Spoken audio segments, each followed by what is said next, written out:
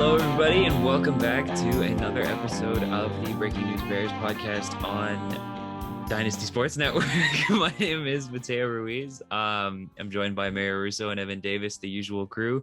And today we're going to have a quick and dirty episode here for you where we go through our top 5 players at each position, getting ready for the MLB season coming up in less than a week. So there's a lot to be excited about. There's a lot to look forward to, and hopefully we'll highlight a few players that you can definitely pay some attention to this year because they're going to be a lot of fun to watch. So yeah, I guess without further ado, we'll get into it. We've got outfielders we will start with. Let's go 5 to 1 in that order. So the 5th best outfielder, at least on my list, I have Aaron Judge. He's been a big name in the past couple of years, in contention for MVP back in 2017, and he's had, a lot of success, but there's a lot of other names that, have had more recent success and maybe more impressive success in recent years, but Aaron Judge definitely a player you don't want to leave off the list. I'd be interested to see what you guys have to say. Mario, we'll start with you. Who's number 5 for you?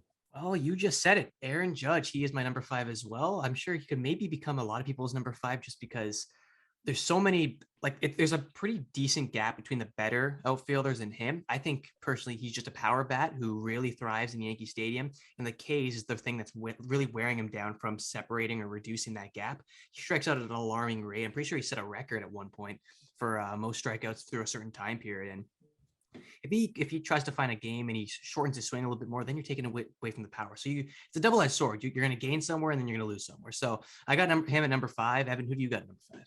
Well, yeah, when you talked about the strikeout ratio, that's why I didn't have him in my top 5. And I went a little maybe biased here, but I went Mookie Betts at number 5 just because, World Series champion, 2-time World Series champion now. I mean, his defense just speaks for himself. I think it's arguably maybe top 3 defensively. I would say the offense just is a little discouraging, but he gets on base at a nice rate. I think batted like 270 last year. And when he does get on base, it's scary hours because he can get from first to home in a heartbeat. And I have him there, would like to see more home runs, but, he's a 20 home run guy, can steal a base when you need it, gets you free tacos in the World Series, and love it. 2 times, right? Yeah, 2 times. The free tacos. Yeah.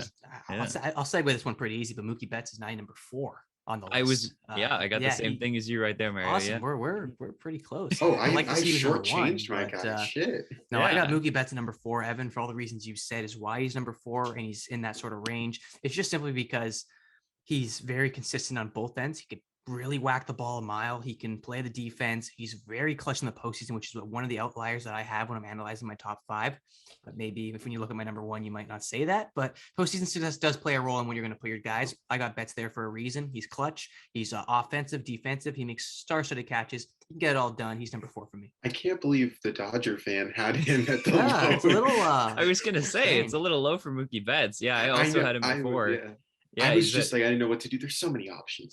There's a lot of options too, but I mean, if Mookie Betts is your 5, then that must mean that you've got a different player than I do, and probably Mario does in the top 3. So I'm going to be really interested to see who that is. So maybe actually we'll have you lead us off with number 3. Who is your 3rd best outfielder? Number 3. Yeah, because you're still on 4. Yeah. Okay. Yeah. You give us your 4 then. You give us your 4. All right. My 4th was Ronald Acuna Jr. because I just thought, when healthy, it pains me because the Atlanta Braves, I don't like them that much, but I do think Ronald Acuna Jr., he does have the offense and the defense, a little bit more offense than Mookie Betts. I know injured last year, but I mean, arguably in the MVP conversation in the National League along with Freddie Freeman, his teammate. But I put him at number 4 just because he has a bigger bat. He can get on base a little bit more frequently and he can just hit for power. Yeah, Acuna is a guy who I'll say it right now is not on my list actually. Same as me. He's so amazing. I think that year last year that he missed kind of put him in an afterthought on the back burner there, but no, he's a terrific outfielder. Yeah, which way you put it in every year. Definitely not left off for a lack of talent. More so just the amount of concentration of talent in the outfield. There's only so many spots you can give, but Acuna's a solid pick anywhere. 1, 2, 3, 4, 5, 6, wherever you want to put him. He definitely belongs there. And after this year, I think more people will definitely start to give him the respect that Evan has given him right now. Yeah. Number 3, I got a guy who's gotten, a lot of respect lately and a lot of hate in his career. I have Bryce Harper at the 3 spot. yeah, I mean, coming off an amazing year, Harper's a guy who, is not known for his defense, but is still going to give you a lot of range in the outfield. And he's a guy that's going to lead a team with his bat. And, he's proven that he can be the best player on, not necessarily a World Series team just yet, but a Philly team that looks to be very competitive in the next year, especially with the additions that they've added. I like Bryce Harper at 3. I think a lot of people, it's sort of trendy to hate on Bryce Harper. He's one of those guys like a Javi Baez or whatever that, you love to hate him just because of the kind of person that he is. Did you see that Javi Baez video of like him in midseason form striking out on 3 pitches that he wanted to rake and just undercut each pitch? Like, he's one of those guys that, people love to hate on him, and, fans like to hate on him if he's not playing for your team. But I think Bryce Harper's a guy who's very underappreciated in the sport of baseball. And I think he definitely belongs in the top 3, especially after the season he had last year. What about you, Mario? Yeah, so mine kind of might be interchangeable as yours, but number 3, I got Juan Soto. So okay. I put him very high. I don't know, maybe too high, just because you look at face of the franchise in the league, and a lot of these guys are most likely their face of the franchise, if not one of them. This guy is the face of the franchise for the Washington Nationals. I kind of hope that they keep him for the long term. I know the contract talks are on and off. They stall a little bit, but regardless of that, in his contract, what he does on the field is what really matters. He can hit the ball a ton. He's got such great pop from his bat, and he quietly does it too. No one's always talking about Juan Soto. He's a quiet name. He goes under the radar and he gets his stuff done. And he has a World Series to his name, unlike some of the guys on this list that we've been mentioning as well. So, Soto's my number 3. Do you want me to go to number 2, or are we going to flip it over to Evan and see where he's number 3? I think we'll throw to Evan for 3. Yeah. My number 3 is the same as yours, Mateo. It's Bryce Harper at number 3. I wasn't a fan of him at first when he signed the contract. I thought he was overpaid as can be, but definitely proved me wrong and shut me up. And I would, for the reasons you said, I can't really go any further into it. He's number 3 on my list. Cool. Yeah. I mean, I'm interested to see now after Mario has Soto at 3. This is the top 2. This is going to be very interesting to see who sort of comes next. I'll let somebody else start it off here. Let's go, Evan. Let's hear your number 2. My number 2 is Juan Soto. I think he's really, really good at baseball. There's nothing really to say about it. And he could hit the ball really well. I feel bad for him that they kind of left him out to dry, in Washington. I kind of hope he doesn't stay with the Nationals, because I don't really need a wasted career, especially someone like Juan Soto, who is just incredible and can be the difference maker on so many teams. And I like the direction the Nationals are going in. I don't like it for Juan Soto, because what is he, about like 25 years old? And you figure by the time most of these prospects begin to develop, then he's getting into the latter part of his career. And I don't think the Nationals plan really lines up with Juan Soto. So I'd like to see him move. But I mean, if you can get the bread, you've already won a World Series. There's not much more you can really do besides getting paid. So if they're the team that offers you the most money, I would stay. But if you want to continue to win and stay competitive, I wouldn't go with the Nationals. It's not lining up properly. Yeah, definitely. I mean, there's a lot of Soto respect going on today. I can definitely get behind it. He's a fantastic player. Let's go to Mario for his number 2 then. Yeah. Number 2, you guys talked about him a lot. I don't know if I can go into more depth, but Bryce Harper is my number 2. A little bit of bias there because I've always watched him, but he's been my favorite player since I was growing up. His rookie year was really what put him on the map for me and for many others. And that's when I got to know BH34, now BH3. I love his swing. He when all the chips are stacked against him, when all the hate is coming, he's probably the biggest, most hated guy in the league behind maybe Carlos Correa, because he's a pretty well hated guy. But he puts the hate to bed and he gets the job done. That's the one thing I like about him, and that he could go in his slumps at the beginning of the year, near the end of the year, whatever have you. Then he's going to go on an absolute tear and he's going to stick with it. He is also your MVP for the National League last season. So there's so many positives, so much upside for Bryce Harper. I think he revived his career in Philadelphia when he got there. The money is now looking, I'm not going to say an overpay, but maybe you're closer to an underpay now when you're looking at all the contracts that are being thrown out with all these younger players. But no, I love Bryce Harper. I love what he brings, his defense, his offense, and he can even snag a couple bags for you on the running aspect of it. So great guy with him. Small ball guy. He's got a bunch of pop. He could do it all. Number 2 for me. Yeah, I was hoping somebody else would have this take as well, but this might be the part where I get kicked off of the podcast, because my number 2 is Mike Trout. Whoa. Yeah, I know, shocker. Who's your number? I'm actually I'm Well, interested to hear his the number one. argument here is kind of a little bit, my 1 and 2 are a little bit intertwined, but Mike Trout is my number 2. I mean, no disrespect to him, he's still one of the best players in baseball, and if this list was broken up into all 3 different outfield positions, he'd still be the best center fielder in baseball, in my opinion. But he's a guy who's getting a little older, and his skill set, was a lot relying on his speed, and he never was a Gold Glove defender, but he still provided quality defense in the outfield, and to couple with his league leading bat in almost every category. And he's been a little injured in the last couple seasons. He hasn't played as much as he definitely could have been playing if he was healthy. But the issue with Mike Trout isn't so much that Mike Trout has gotten worse. It's just that there's been a lot more talent, especially younger talent, in the league behind him, which leads me to my number 1, which is Juan Soto. So when Mario said he had him at 3 and he thought it was a little bit high, you might have noticed my reaction there, but I am very high on Juan Soto. I mean, it's time we start talking about him not only as one of the best outfielders in baseball, but one of the best players in baseball. I think he's a legitimate contender for the MVP award next season. He's going to have an amazing season. He already had a historic season. I mean, there was moments this season where he was, approaching like Ted Williams levels batting average sort of thing. Yeah, it was crazy. A kind of generational talent in hitting that we've never seen, and the exact kind of story that you want to hear. I don't know if you guys are familiar with the story that how he came up through the minor leagues, and he was in Double A for like 15 days, and he slept on an air mattress because he didn't want to buy a bed because he didn't want to get too comfortable.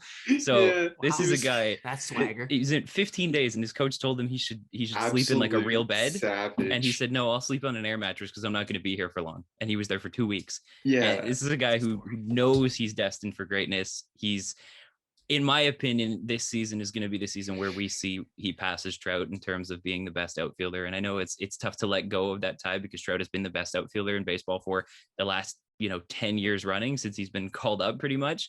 But Juan Soto is a guy who I believe is gonna take that crown really soon, despite the defensive concerns.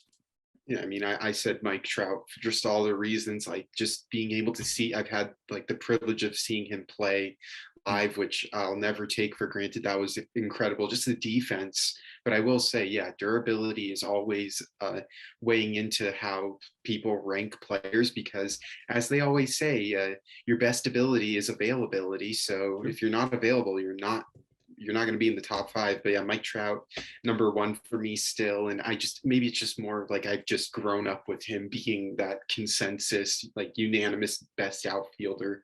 It's tough to let go of that. Yeah, and it's tough. Like until he retires, like Juan Soto's great. He's definitely the best player to take the throne. But I want it to stay with Trout just until he like retires or just, weighs down just a little bit. But I feel like it hasn't passed yet.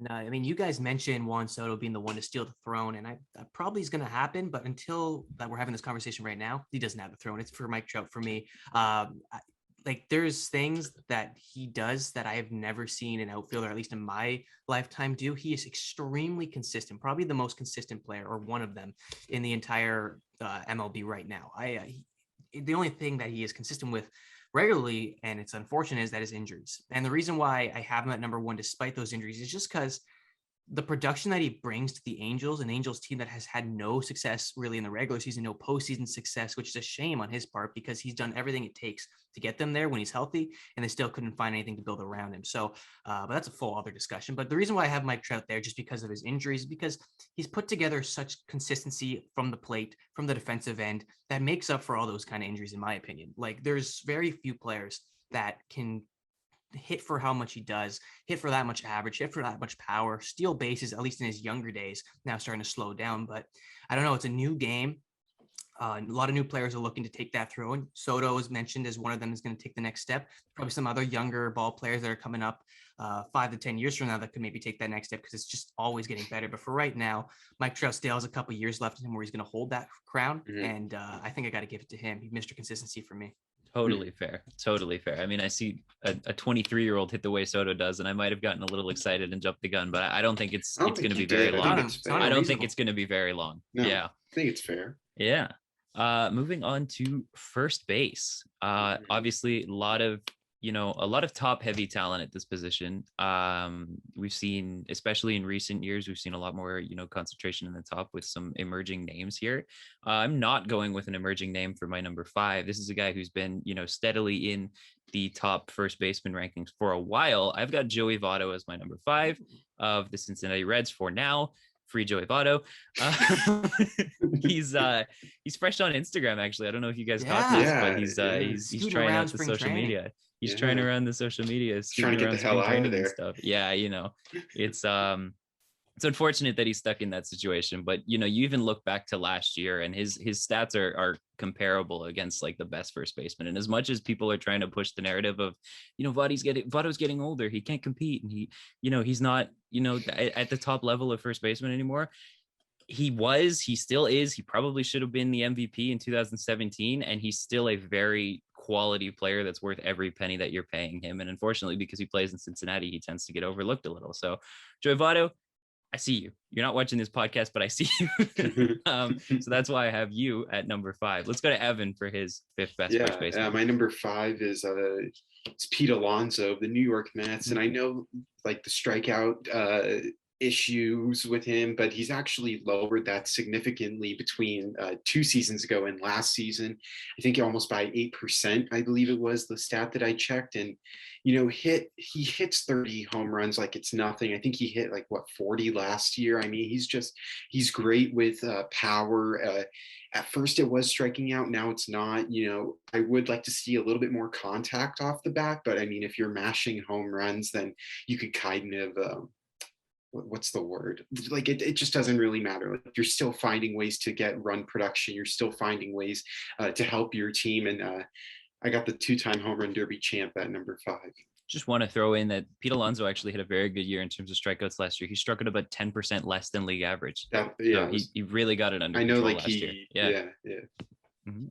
Mario, where are you going with 5? Number 5, I got the guy who is gonna find some new team right now. He's in his hometown finally, Matt Olson at first base, filling in some really big shoes at Freddie Freeman, who may or may not be down my list or up my list, but he's got a big opportunity that he has handed to him, and he is I think he's going to get it done. I think he's going to fulfill it. He signed that contract. He has certainty for the next couple of years, a very large group of years, and he's done it in Oakland. And in Oakland, it's not very easy with that massive outfield near the Bay Area. He gets it done. He can find any offensive stride that you're looking for. He hits gaps, he hits home runs, he can get some small balls, some singles done, get some knocks. He's a terrific first baseman nonetheless. He's got great defense there. It's hard to really talk so much about Olsen because we haven't seen him too much buried down in Oakland, but for sure we're going to be seeing him down in Atlanta, where another guy got a lot of recognition at first base. Maybe he's going to be the one who rises above that occasion and becomes the next best first baseman in Atlanta. A lot of praise for Olsen, but he deserves a lot of it. He's got a sweet swing in MLB The Show too, so definitely check that out. But Matt Olson, he is drops my today, number 5. right? I think it does drops today. Yeah. If you pre-ordered it, get on that. I don't get that.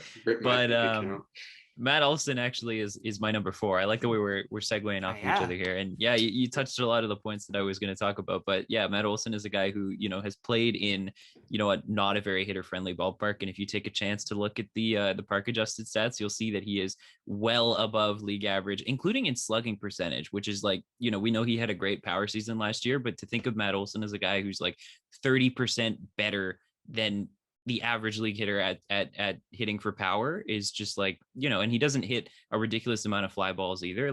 He hits a little bit more fly balls than average, but Matt Olson is a guy who, sprays the ball all over the field and hits the ground ball when he has to a little bit. So to see him have those kind of power numbers, I'm looking at his isolated power, 58% better than league average right now. He's a guy that he's going to hit a lot of home runs, and those are park adjusted stats too. So you'll see that carry over in Atlanta as well. He's going to definitely make a name for himself and definitely work his way up this list as he progresses through that massive contract that he just got. And it's worth every penny. Evan, where are you going for 4? Yeah, this might be a little weird just because I have zero clue what's going on, but I took Max Muncy at number 4. Oh, I have zero clue where he's playing. I've been watching, or not watching because I don't, but the spring training lineup cards, and I've just seen Max Muncy at 3rd a lot lately, so I have zero clue where he's playing. But for now, I know he's a first baseman, could possibly play second base too. But he's hit 35 home runs in 3 of his last 4 seasons, and the only season he didn't do it was in the shortened season of the 60 games. Had the UCL injury, but he seems to be coming back, getting adjusted into the lineup again. But I mean, this is just a guy that another home run. It was with Farhan Zaidi where we got Max Muncy off of free agency, so anyone could have had him. Just saying, it's not like we paid big for him. Anyone could have had him, and he found a home in LA, and he's just been an absolute beast. Defensively, offensively, versatility is also a huge reason why I have him so high, because like I just said, can play anywhere really. But yeah, no, just hits for power, can get on base, and I love him. Yeah, definitely a solid pick. Muncy's a guy who I think I know for a fact that he's left off of my list. And so, by no means am I disrespecting Max Muncy or, the Dodgers organization as a whole. But yeah, he's a guy that you could make an argument for him to be at least on the lower part of this list for sure. So really, really talented player right there. Mary, have you given us your 4? No, but because Matt Olson was your 5. Yeah, so let's hear your 4. 5. I'll give you the 4. And you mentioned Muncy being lost off the list. He's probably going to be lost off the Dodgers list as well, because there's a new first baseman in town, Freddie Freeman. He is at my number 4. Oh yeah. My God! Wow. No, I will guarantee you my Evan's top ones done. might sway you a little bit, but right. Interesting to say the least. I told you guys when Freddie signed, I am not a massive fan of Freddie Freeman, not very much. I don't know. I think he's a really overhyped guy. He gets the job done, but the recognition that he gets and the dollars that he's going to be getting paid, I'm not going to say it's they all match up. But again, Freddie Freeman is still a top 5 first base in the league, no question. If anyone says he's out of the top 10, then you're really going to be turning some heads. But top 5 nonetheless. He has the defense, he has the offense, much like all these first basemen do have. And we'll talk about them down the line, but. No, I got him at number 4 because there's guys ahead of him that bring a more complete game. I'll leave it at that. So this is what you guys felt like when I left Trout off the list, well, no, or when I put Trout at 2. Trout at 2, which is very fair. But no. This is don't you fucking sugarcoat this guy. You're not gonna. Freeman at 4 is if you don't bold. like this, you're not gonna like my second baseman. Freddie Freeman at 4 is bold. I mean, coming off an MVP year as well, like pretty recently. It was the shortened season, right? 2020. Yeah, and then a World Series. And a World Series. I don't know, man. That's a take right there. I can't wait to see what the rest of Mario's list looks like. I don't care about the rest of his list. I can't wait to see what it looks like. I guess I'll start us off for number 3. I've got another guy who, some people may not have on their list. Mario probably does, though, given that he put Freddie Freeman at 4.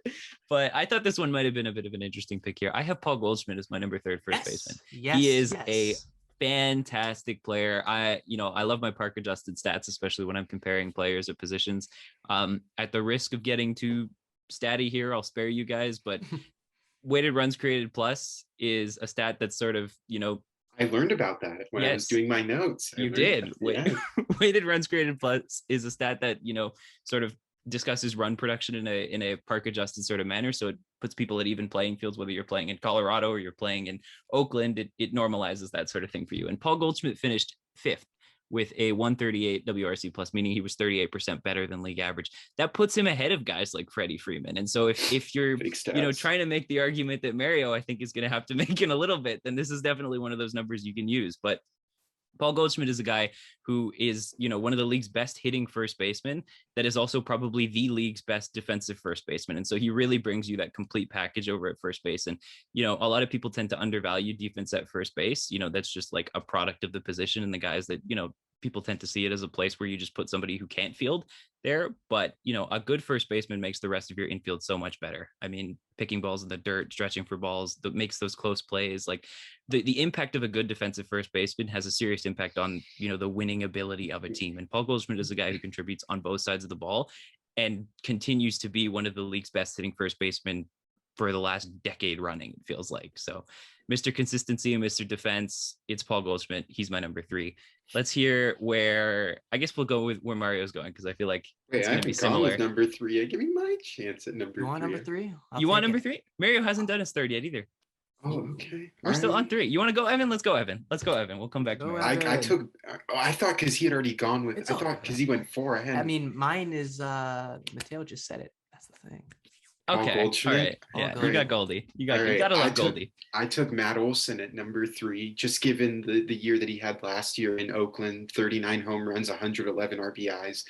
I just think he'll do a lot better in Atlanta, given, right field is very favorable just in terms of just getting the power over that. And even the left field wall isn't that crazy high if he can hit Oppo. But just defensively, he's great. Some say that he might be an upgrade from Freddie Freeman. Some say just given consistency, durability, and longevity that Freddie Freeman is still a little bit better. But I mean, the Atlanta Braves really didn't downgrade that much at first base. So I'll take Matt Olson at number 3.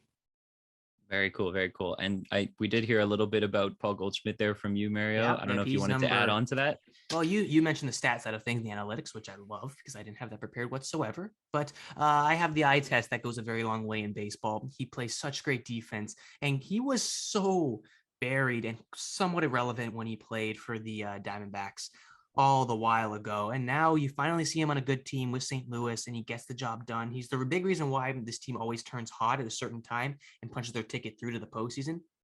He's always playing a leading role there. So I got Goldschmidt at number 3. The offensive side is terrific. There's so much upside there. The defense has always been through his career lock on. He puts the clamps on when he needs to, and he's always in the conversation for Gold Gloves. He can get it done. And there's a big gap, I think, between him and Freddie Freeman when you're looking at the whole full sort of package. I think Freddie Freeman's a terrific bat, and the defense is maybe secondary towards Goldschmidt, who has the defense number 1 and the offense very, very close to number 1, but number 2 in his arsenal. But both terrific first baseman nonetheless. Do you want to go to number 2 for you, Mateo, or have you said your third?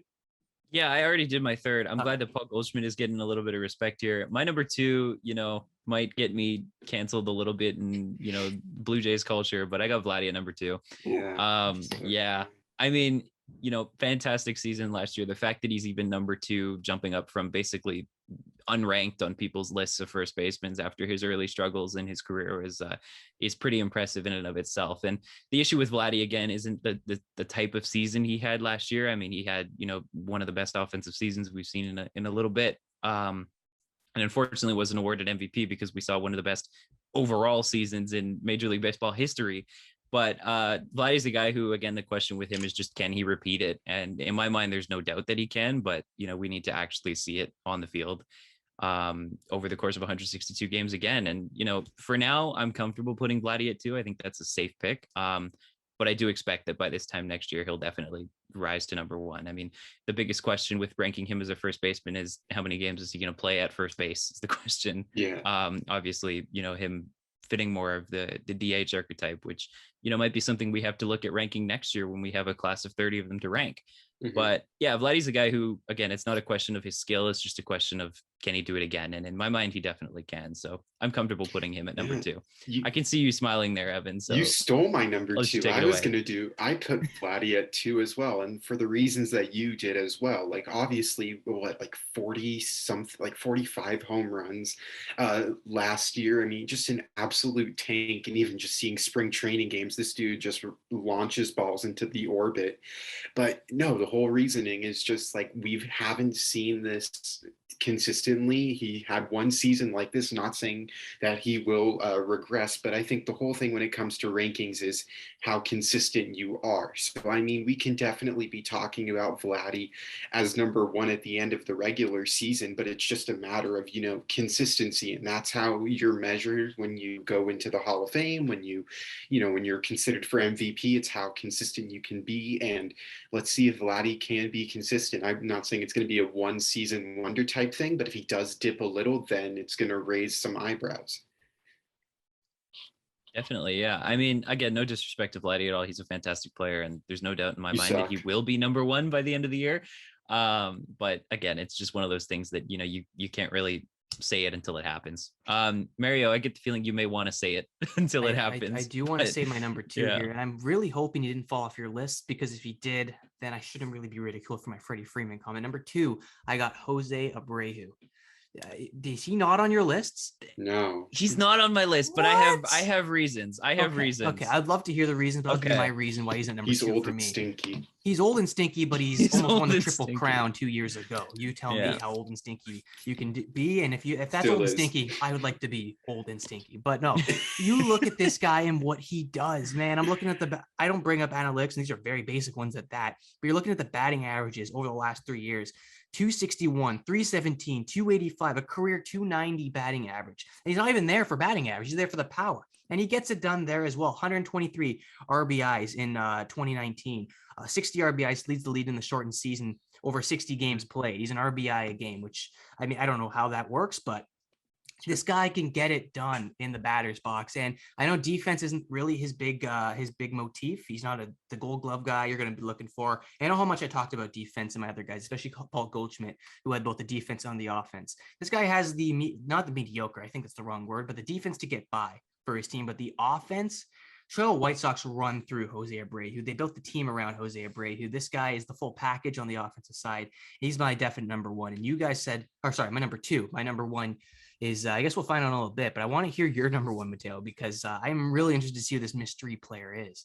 It's definitely not a mystery player. I mean, just to circle back to the whole Jose Abreu thing, he's a guy that, again, I think the counting stats, he really produces in the counting stats. And again, I'm not really somebody that puts much value into counting stats. I mean, a very comparable season to that of Josh Bell, who I don't think anybody is putting in their top 5 in terms of the production stats. So they were 1% off in terms of expected batting average. They were about like 4% off in terms of expected on base percentage.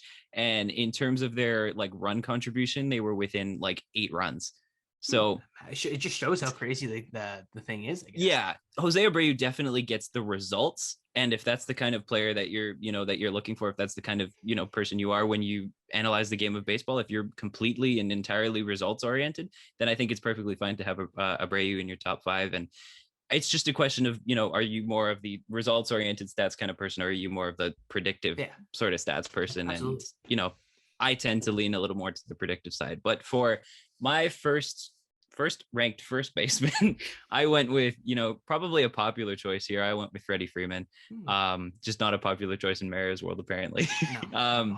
Yeah, I mean, I don't think there's much that needs to be said about Freddie Freeman. I think, he's definitely one of, if not, he's one of the best offensive first basemen in the league. And I think the defense he provides is definitely quality. It's not on Paul Goldschmidt's level, but he's definitely a plus defender at first base and definitely does a lot for his team. And I think that Freddie Freeman, not to say that he was a little understated before, the shortened season and his MVP sort of year, but I think Freddie Freeman, it sort of took him a while to get a little bit of that, the respect that he deserved, to put him in this sort of conversation as one of the best first basemen. And, now that he's in LA, he's going to get all the media attention of the world, coming off the World Series, shortly coming off the MVP, now playing for what might be one of the best teams in the history of baseball. I mean, it's going to be hard to ignore Freddie Freeman in the next little bit. And, I think it's the spot of best first baseman in the league. I think it's been his since around 2020, and I think it's his to lose, which he will lose eventually to Vladdy at the end of this year, but that's a conversation for another time. Wow. Let's hand it over to another guy who has Freddie Freeman at number 1 in Evan. Yeah, I have Freddie Freeman at number 1. I'll use different points than you. I mean, this guy's as durable as can be. He's missed 7 games in the past 3 seasons. And I mean, did not know that. Wow. As we say, the best ability is availability. So he's constantly available. Bats 300 in his sleep, can provide home runs. And I think the one huge thing is that he's clutch in the playoffs. Like, there's been, how many times have we, at least for me, since I've watched all the NL stuff, is like, I fear when Freddie Freeman comes up to the plate. Like, there's always like, if we get this guy out, then we don't have to face Freddie now because we know he's going to drive in this guy. Like, he's just so clutch in the playoffs, which is why I'm happy that he's on our side. But I think one of the ththings that you didn't mention, Mateo, is that since 2018, he's led the league in runs created.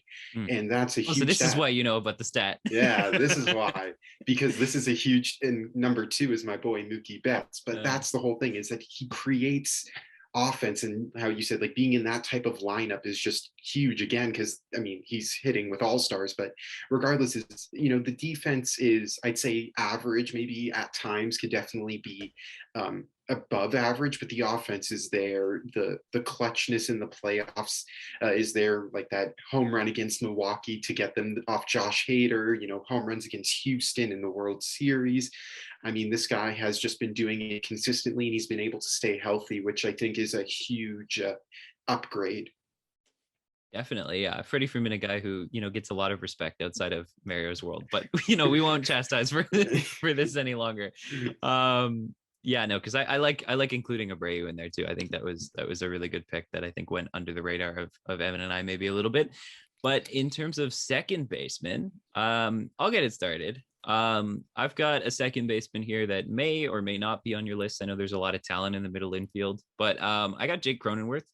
And I think the thing that really does it for me, I think he's a very complete player, defense, getting on base, may not have the power numbers that a lot of people want from him, but definitely a guy who can get on base, who can, drive in some runs with extra base hits that aren't necessarily home runs. And I tend to like that kind of player a little bit. But the thing that sticks out to me about Jake Cronenworth is his strikeout rate. And he strikes out almost 30% less than the league average hitter, which is something that, you don't really see a lot at the second base position. I mean, a lot of these guys are, a lot of the second base position, I mean, even historically, has been guys waiting to move into the ranks of shortstop. And Jake Cronenworth is a guy who I think is very comfortable at second base and, has sort of found his groove defensively at second base, and is a guy who is a very productive player, definitely a guy you want, at the top of your order, who's going to, get on base and keep the line moving. And so I like him at number 5. There's a lot of other options you can go with. So I'm interested to see where you guys take it.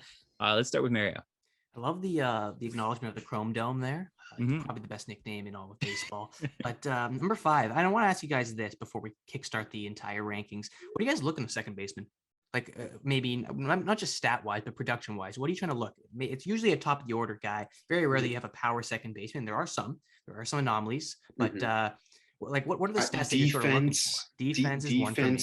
Yeah. OPS, slugging percentage, but I guess that kind of ties into OPS. But yeah, again, for me, it's more of a guy who is not going to make errors and is going to keep the line moving. Like, you don't need your best player to be a second baseman, and in fact, it's probably one of the more thin positions in terms of talent in baseball, just because of the way that if you're a good middle infielder, you're probably playing shortstop unless your skill set is very well suited to second base. But it's a guy who isn't going to make errors, who has, I guess, the footwork under wraps, and who is going to get on base and keep the line moving. That's sort of what I value in a second baseman. Absolutely. Yeah. And I think that's very similar to a lot of people, especially myself. I value a second baseman as not just the leading cast. And if he is, that's ridiculous. There's probably very few in the history of the MLB that were a part of the leading cast of production. Second basemen are more of the supporting cast. They get you out, they get on base, they get the runs going. They're high in the run totals, very good averages. And one guy who's exactly like that and is listed at number 5 for me is Ketel Marte. Very lowly buried in the Arizona system, much like Paul Goldschmidt was. Ketel Marte has sort of taken on that new role of no recognition whatsoever, and he doesn't have all the stats to show for it just because of the guys around him. He can't really drive in that many players, and of course, he's not really that kind of guy. And he's not that's not his role to drive in people. It's really, there's no protection for him either. Like, there's no protection in his lineup. Everybody's pitching around him. Exactly. Yeah. Mm-hmm. So he gets a lot of the short end of the stick, and he has to deal with it. And he plays his cards very handsomely. You look at his batting averages over the last years. I want you to take a guess on what Ketel Marte batted last year. I have it. Oh, you have it. That's Mateo. I don't know if you have it, but just take a wild guess at what this guy bat last year average was. I'm gonna go 315. 315, almost on the nose, but not quite. 318. 318. All right, I'm a Ketel Marte fan. Maybe I can't lie. I can't lie. Regardless of what he's batting, anything over 300 batting average. Number one, it gets you in the Baseball Hall of Fame if you could consistently keep that up over a career basis. Oh, yeah. But he's getting it done with what I mentioned before, the low and short end of the stick with Arizona. I just love what he brings. He's very well suited defensively. He's everything that you want for him. Just a little bit more from a second baseman. Ketel Marte is my number 5. And I mean, the stats were, I know, you're not a big fan of the basic stats, but I think the basic stats do work wonders a little bit when you're looking at a second baseman. And Ketel Marte, he's going to be a guy who's going to maybe bat over 300 this year. He doesn't really show signs of slowing down. You look at his other years, 329, 287, 318. He's hovered in that range. And there's not a lot of batters that can say that. And there's not a lot of guys at the position that can say that. So I got Ketel Marte at number 5. Evan, I do want to hear your number 5 as well, because it gets interesting. Yeah, my number 5 is Brandon Lau of the Very good Tampa pick. Bay Oh, Rays. Tampa Bay is just not a very noticeable. I mean, it's not a high market team, and but Brandon Lau hit 39 home runs last year, 99 RBIs, and that's everything you could really ask for and more from a second baseman. You're not really seeing a ton of second basemen hit for power, but then also with that driving in runs, almost hitting the century mark for a team that is just flies under the radar just because there's no press there really. And yeah, I'll put Brandon Lau at number 5 on my list. Nice, nice, nice. All right. I guess I'll take us to 4. I mean, I wish there was like a segue here, but I think we all had very different, very unique answers sort of here.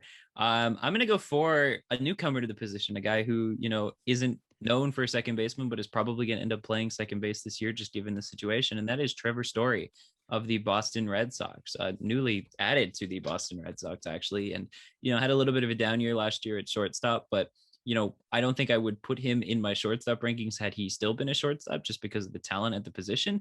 But again, it's one of those cases where, you're moving to a much thinner position. And so your ranking is definitely going to raise a little higher. I don't think last season's Trevor Story is the Trevor Story we're going to see for the next 6 years or whatever that he's in Boston. I think he's definitely going to bounce back a little. And, to see the guy, the kind of defense that he brought at shortstop, just to see how that's going to transfer to second base. We know he did play a little bit there in the minors as they were still trying to figure out, what was going to happen. Originally, there was the idea that he would have to play alongside Tulo and whether he was going to play third or whether he was going to play second. Obviously, that never came to pass. But Trevor Story is a guy who's definitely got experience at the position. And while he may need a little bit of time to get settled and get the footwork, under his belt, it's a little complicated, but I'm sure about a world-class defender like Trevor Story is going to have the problem. And he's in a much more hitter-friendly ballpark. And so, it's hard to get a little more hitter-friendly than Colorado. But for a guy who's a righty to have the green monster, I mean, it's you can't, understate the impact of that. Trevor Story is definitely going to benefit from that high wall. And, we thought his numbers in Colorado were crazy. We might see even crazier numbers in Boston, given how this park definitely plays for his strengths. Let's go to Evan for his 4. Yeah, my 4, I have Ozzy Albies, the Okay. Atlanta Braves. Elite defensively, can steal bases, hit for both contact and power. I mean, he was great in the playoffs. He continues to just provide offense for this Atlanta Braves team that just is gifted offensively now with Matt Olson, still having Ronald Acuna Jr. I mean, they got it all. Ozzy Albies is definitely, and I think the one huge thing is that he's a switch hitter, if I'm not mistaken. Mm-hmm. So that definitely plays a huge factor for me just in grading and ranking position players. We don't see a ton of switch hitters be as effective as Ozzy Albies is, and when you have someone as effective as him, that can dominate, it's something that's definitely a specialty. For sure. Ozzy Albies is a very interesting player too. I don't know if you know this about him, but he's a very different hitter from each side of the plate. Like very much a power hitter. I think it's from the left side and a contact hitter from the right side. It's not something you see a lot, but he's a very interesting sort of, outlier in terms of even switch hitters, which are already rare enough as they are. Yeah, I don't know where Mario's going to go here. There's a lot of options for the lower part of this list for sure. Yeah. And it's all up to what you value. A lot of it is very personal based. And mine is a weird combination. I have Jose Altuve, and I know I have to do a lot of digging for this one, but he had a down year, and he's had a couple of down years. And at one point in which when the World Series went to Houston, I don't know if you really call that the World Series going to Houston, but when they won it, and they still have it in their possession, of course, he was just a piece of metal. It's just a piece of metal for them, really. But when they had it and when they went on that run, he was the guy who was the cream of the crop. He's the guy that personally I idolized. Yeah, he was he was good all over the place, man. Not on the road. Well, no, Altuve, you can't disrespect when Altuve you're putting like up a that. 346 batting average and a 338. It's hard to argue if he was not the best second baseman at the time, but at that time he was. And slowly he's moved down the list. And I think right now he is at number 4, and he's holding on for dear life, at least for me, for the number 4 spot. It's very slim. If he has one more bad year, I think you can really throw him out of maybe the top 10 because it's tough sledding for him. He's really struggled at the plate. Injuries have really dwindled him down. Worn him down.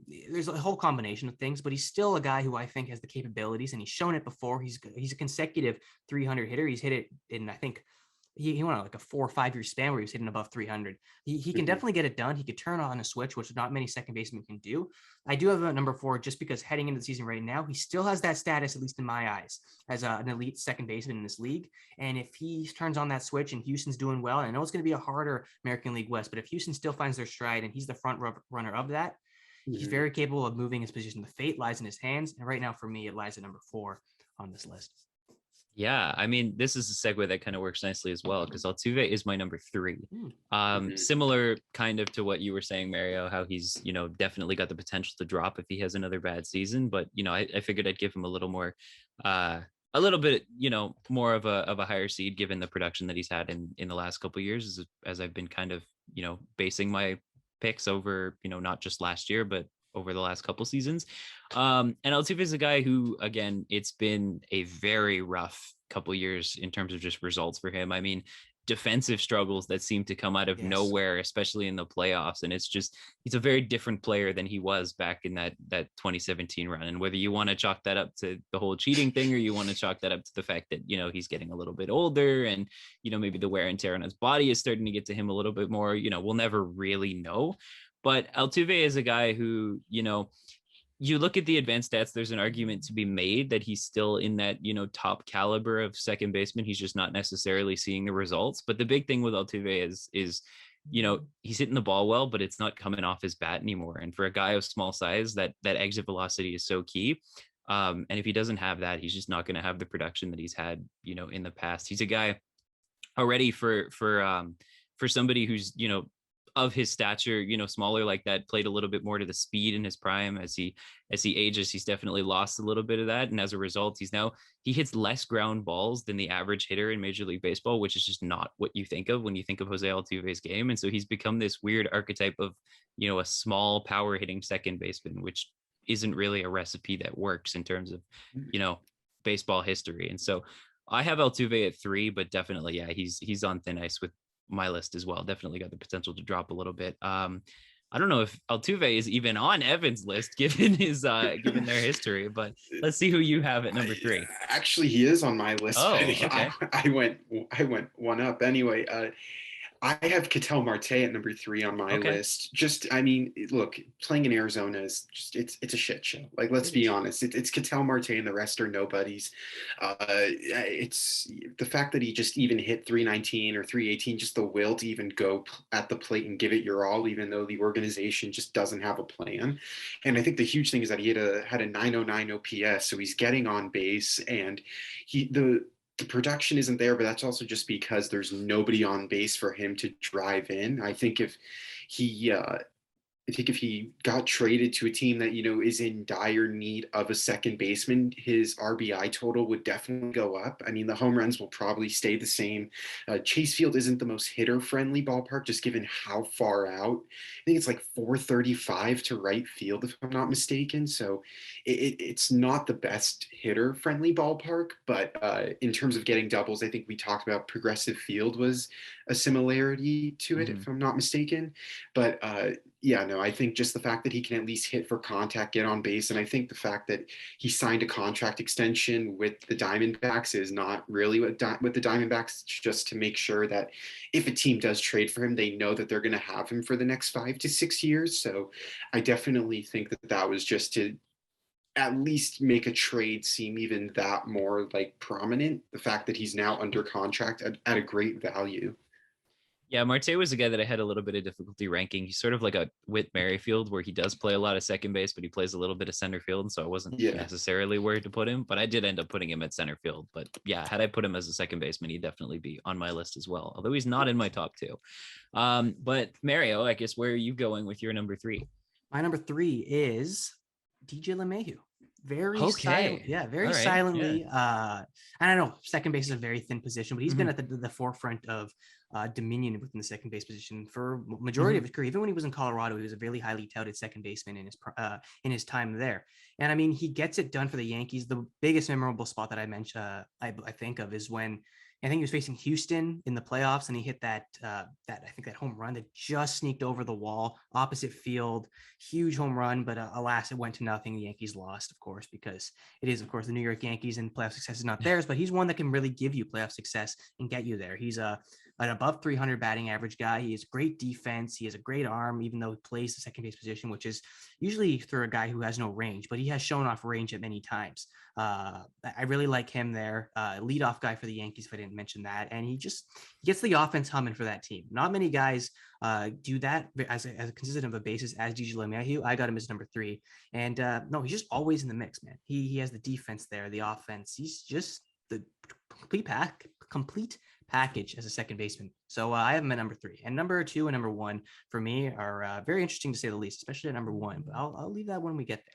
Leave us on the cliffhanger, man. I got it. Yeah, we got a cliffhanger here. Mayor's been breaking the mold a little bit this episode. My number 2 might be a guy that breaks the mold a little bit. I know, Evan, you had him on your list, but my number 2 is actually Brandon Lau.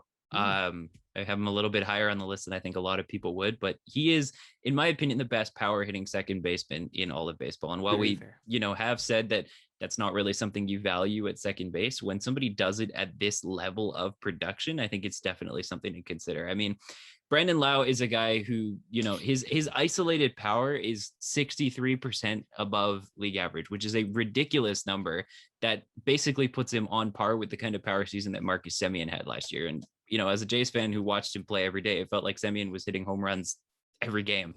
So to have a guy like Brandon Lau, who, I do see a lot in, watching the Jays and playing in the division. So I might be a little biased because of that. But Brandon Lau is, he's the best player on an 100-win team. And I don't think that's a ridiculous claim to make. I think Brandon Lau definitely deserves a little bit more respect than he's given. And I think a lot of that has to do with, the fact that he plays in Tampa Bay. And a lot of people see that as, it's more of a team that's based on depth and a revolving door of guys who can always get it done. But the one guy who's always in the lineup, who's always in that 2 or 3 spot is Brandon Lau. And I think he deserves a lot of credit for the success that Tampa Bay has had over the last couple of seasons. So that's why he's my number 2. I think he's a fantastic player that is really often overlooked. And I want to show him a little bit of love. So Brandon Lau is my second best second baseman. We'll go to Evan because I want to keep Mario's interesting one for the end. Yeah, no, I had Jose Altuve at number 2, okay. And I know that he hasn't been great, but he's still hitting 30 home runs a year. Obviously just the production has dipped a little bit. Some of the defensive struggles I actually witnessed firsthand myself of going to one of the games. It's just what are you doing? Bobbling the ball. It's probably his gloves the size of a 7-year-old's, but that's nor here or there. But I mean, yeah, he's definitely he gives me the Bronx Bomber vibes, where it's if he's not hitting a home run, then he's not really on base. Did have an 839 OPS, so he is slugging it at a decent rate, but definitely what Mateo and what Mario said, it's not what we're used to seeing. It's definitely dipped down a little bit, but nonetheless, I think it's safe to say that general managers will still gladly take him to be their all-time second baseman. So I'll take that. Yeah, definitely. Altuve, you can't go wrong with him. I mean, the dip in production that we're saying is from a historic kind of seasons that we've seen from a second baseman. It's not like he's fallen through, the Earth's crust. He's just come down to earth a little bit. But with that said, let's hear Mario's number 2. I'm on the edge of my seat right now. Well, you shouldn't be on the edge of your seat for number 2, but he's been said before. Okay. Number 1, you should be very prepared. But number 2 is Ozzy Albies. And I mean, I was really conflicted between Albies and Brandon Lau, just because they're so talented, and there's 2 different styles too. One's a switch hitter, which is very uncommon, and the other is a power hitter that is also extremely uncommon. Which one do you want? Well, I chose Ozzy Albies just because the switch hitting element is, I guess, predictability wise, the more advantageous thing to your position, just because you have a higher chance of getting it done at both ends of the plate. And I really love what I see from him. He's a smaller guy. His defense is awesome. He works with the defensive coach for the Atlanta Braves. I'm blanking on his name. He's a very popular guy around the league. Ron Washington. Ron Washington. There you go. Mm-hmm. Very popular around the league. And he crafts some of the best defensive people in the game, especially Freddie Freeman. He's known for his defense, maybe not for me, but he's very famous for his defense. He was crafted by him as well. So The defense is there. The offense from both ends of the plates. Mateo, you mentioned earlier that he has a sort of different approach from the right side towards the left side, but at the same result comes from it as well. He gets on base the same amount. He hits for a little bit of power, and he's not overly powerful as a guy like Brendan Lau, but he gets his fair licks in, and that's the reason why I have him at number 2. Do you want me to go with my number 1 right now? Yeah, let's take it. I mean, we've all said it, so let's hear your number 1. Number 1, and there is, in my opinion, no player like this at second base. There hasn't been a player like this for a while. I have been very high on this guy since he came in. You mentioned him very briefly, and he plays second base a little bit. I consider him a second baseman. He plays the outfield just as much. I know where you're going with this. Yeah, Whit Merrifield is undisputably the best second baseman in the league. 5-tool players, Mateo. We talk about this a lot. Small ball players. I like it. It's such a dying breed in this game. He has the amount of stolen bases that not many players have. And I think maybe when we go to the shortstop side of things, you'll maybe see a couple other players that can steal some bags that rank up there. But Whit Merrifield from the second base position hits for average. He can hit for power. He can drive in runs. He can get all the basic stats that you want. I don't have the in-depth analytics in front of me because I don't really, number one, I don't understand them. So that would be it's like giving a monkey a wrench. Not gonna work out very well. But Whit Merrifield, holy cow! I don't know why. I know you guys probably don't have him in your top 5. I need to ask why, because this guy, he gets it done every year. Maybe that's a position thing that could be for me. Well. For me, it was the whole thing. The reason Marte is not in the thing as well. Too much, and that it's absolutely fair. He plays very. For me, it's very I treated both of them as center fielders, but yeah, he definitely would be on the list if I had him as a second. If you now, I think better than Cronenworth to say the least. Yeah. If you put an asterisk beside it, which you can, if you say, okay, I'm going to focus him as a second baseman, a second baseman, the defense is there. 5-tool player. I can't really think of a guy who steals more bags at second base than him when he's playing that position. And he's doing it for the Kansas City Royals. He spent his entire career with the Kansas City Royals, and he has had very little success because the team was not built around him. He was the guy who they took about the first of the bunch when they were declining. He's going to be at the forefront of discussion. Him and his new teammate, who we're going to see a lot of this year, hopefully, Bobby Witt Jr. Those guys are going to bash for the Royals. They're the future in Kansas City, and man, I can't think of a better second baseman than Whit Merrifield when he's playing that position. Obviously, you can make the center field argument, but when he's at that position, you're looking at what he's producing. It's hard to go against that guy. Completely fair. I got to ask though, what happened to Marcus Semien? Yeah, what happened to Marcus Semien? That's a very good question. I'm assuming he's my number 1 and Evan's number 1. Yeah, he's my number 1. Obvious reasons. And it's weird because it is. Yeah, it's weird just because, and this is very strange. And I have a very, very strong connection to Whit Merrifield, but Marcus Semien, and it's hard because this is the top players going into the season. Sure. And it would make extremely a lot of sense if Marcus Semien was that top player, and he should be, because who comes off an MVP and doesn't get it? I don't know. It's hard to say. It's hard to prove why I didn't put him. I just think Whit Merrifield, for the sole purpose of him being a little bit more versatile, can steal bags. He's done it throughout his career, whereas Marcus Semien did it maybe once in Oakland and then once with the Jays. It's fair. Whit Merrifield has done it almost every year, and he's more consistent in my opinion. But it's hard to. First thing, it's going to be hard for Semien to repeat that success that he had with the Jays and that one-off year in Oakland. And he's cashed in his checks. He balled out. So I really want to see what he's going to be like this year. And if he is productive as advertised, oh my Lord, he's going to be the best second baseman, in my opinion, for the next 3-4 years, regardless of how he does down the stretch. Because if you can do what he did last year again, and you can repeat that success, man, I'm not going to criticize you at all for putting him at number 1, but he is a terrific talent, and it would make sense if you had him in there for sure. I don't think it's a stretch to say at all that he can repeat it. I mean, all the signs definitely point to it. I mean, as much as people want to discredit the whole Oakland year as a, one-off thing, I mean, it's pretty crazy to consider the fact that, had it not been for maybe the shortened season, that we might have seen a little bit more, of a bridge between those 2 years. But he's a guy that, again, even his down years in Oakland weren't that bad. I mean, because he was playing at shortstop, because, in recent years, shortstop has been such a deep position, as we keep saying. I'm like a broken record today.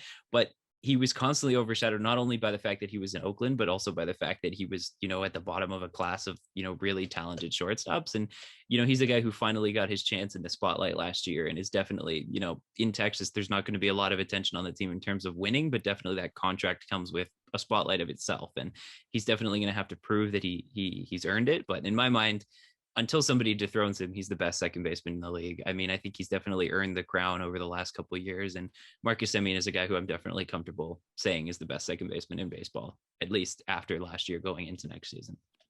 Mm-hmm.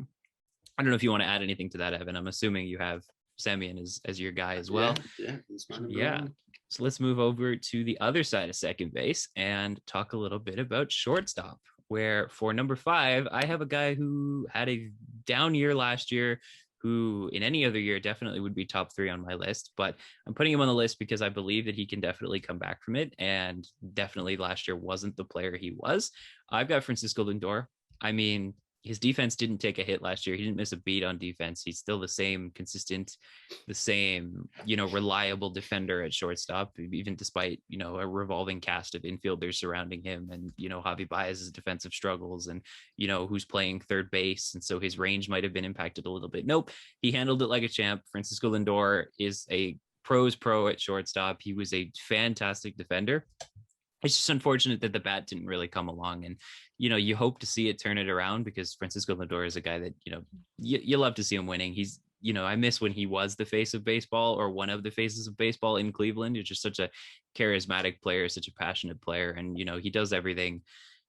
You can tell he loves the game of baseball and he lives and breathes the game of baseball, and so he's a guy that, despite his down year last year, has been an MVP sort of level player for the last couple seasons. And I definitely think that Lindor, now that he's comfortable in New York and now that he has the chance to, get his feet wet a little bit, he'll definitely have a chance to bounce back. So I'll put him at 5, even though any other year I definitely have him top 3. Let's go to Evan here. Yeah, my number 5, Xander Bogaerts. Okay. With Boston Red Sox, I just think the future is bright there with that middle infield of him and Trevor Story. Bat 295 last year, and I just think he's a really, really solid shortstop. And I think I just have him at number 5 because I just hope the potential is there that he does become a top 5 shortstop, just because I know you guys don't want to see, but I want the AL East to be the most competitive division. I think in order for that to happen, because it's shaping up that way, as unfortunate as it is for y'all, but in order for that to happen, Xander Bogaerts needs to be playing at an elite level along with Rafael Devers and Trevor Story. And, there's arguments that this could be a top 3 infield in baseball. And I think in order for that to happen, you need your captain or your leader of that infield, Xander Bogaerts, to really pick it up. Definitely. Yeah. I think Bogart's at 5. I have him sort of in the lower ranking of the shortstops as well. But yeah, Mario, where did you go for 5 at shortstop? Number 5, I went with the infamous guy that Evan probably hates the most, Carlos Correa. At 5? At 5. I'm happy. My God. Yes. Okay. Wow. I don't know. Is that too high or I think 5 is way too low for Carlos Correa, but no, it's Evan might agree with you though. Evan might agree with you, but okay. That wasn't the slander I was thinking. I just I wanted to include a power bat. He's probably one of the best power bats out of the shortstop class there is. And I don't know what else you got to really say about Carlos Correa. He's an anomaly in itself just because of the power behind that bat. And maybe you could blame that power on one specific year that he had with one specific trait that the Houston Astros have attached their name to for the last couple of seasons. But regardless, he gets the numbers done on the power bat side of things. He's always high in the slugging percentage, always high in the home run percentage. And he has great defense and a terrific arm, to say the least. His range is great as well. So it's hard to put him anywhere below. He's maybe on the outs, like very interchangeable from outside the top 5, but I had to include a power bat there.